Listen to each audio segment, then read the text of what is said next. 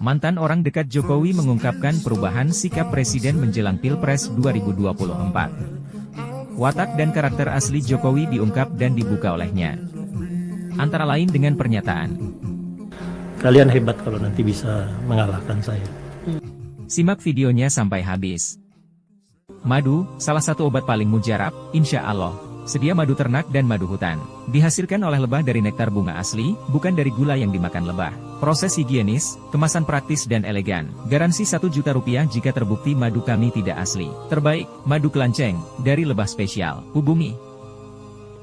Untuk tim dan untuk kajian akademis sehingga Ibu Mega bisa berpikir objektif, ada sisi lain untuk memandu pilihan-pilihan strategis Ibu Mega untuk pemilu 2014. Ya. Lalu setelah itu ya sudah Ibu Mega meminta opsi siapa, lalu akhirnya diputuskan Pak Jokowi. Ya, sudah kami laku menjadi tim yang nempel merancang strategi Pak Jokowi baik 2014 dan 2019.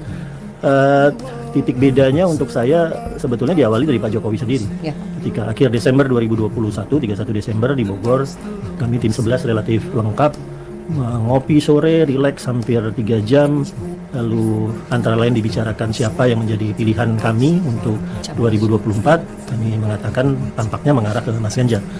Jawaban Pak Jokowi saat itu, ya sudah ayo kita lihat elektabilitasnya. Itu 2021 ya? Itu Desember 2021.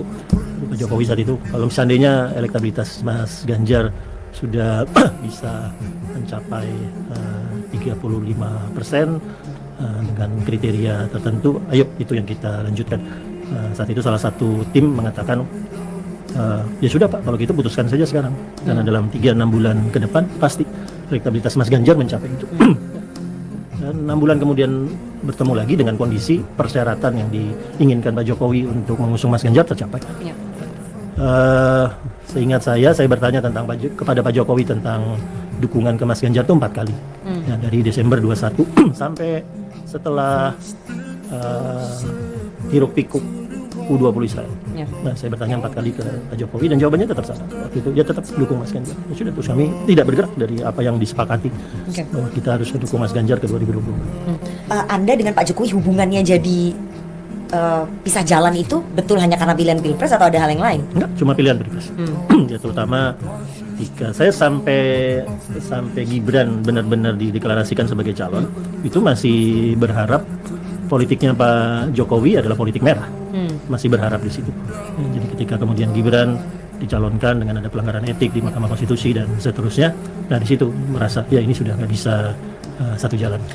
Kita dapat info ya bahwa Pak Jokowi sempat memanggil Anda dan beberapa orang terdekatnya dan menyampaikan bahwa nggak ada yang bisa mengalahkan Prabowo Gibran. Anda semua nggak bisa mengalahkan Prabowo Gibran. Itu yang disampaikan, Mas Andi. Ya, saat itu 2 hari sebelum pengumuman Gibran sebagai cawapres ya. Ya.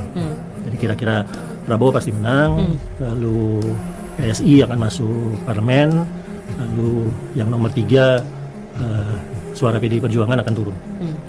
Itu yang dinyatakan oleh Pak Jokowi. Jadi di situ kemudian Pak Jokowi mengatakan, kalian hebat kalau nanti bisa mengalahkan saya. Kalian hebat kalau nanti bisa mengalahkan saya.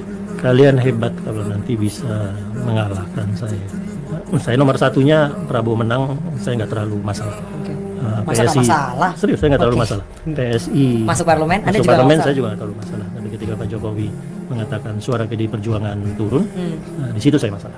Karena saya mengatakan, loh Bapak masih kader dalam hati ya, Bapak masih kader. Kenapa kemudian membuat rencana untuk menurunkan suara partai sendiri? Nah, di situ kemudian ya saya harus beda. Saya diam saja, mendengar, terus selesai, udah saya pulang. Cenderung tidak mengatakan apa. Presiden nggak menyampaikan alasannya kenapa beliau menginginkan 3 hal itu tadi. Berarti menurut Mas Andi Pak Jokowi berubah ya? Ya, berubah signifikan. Ya.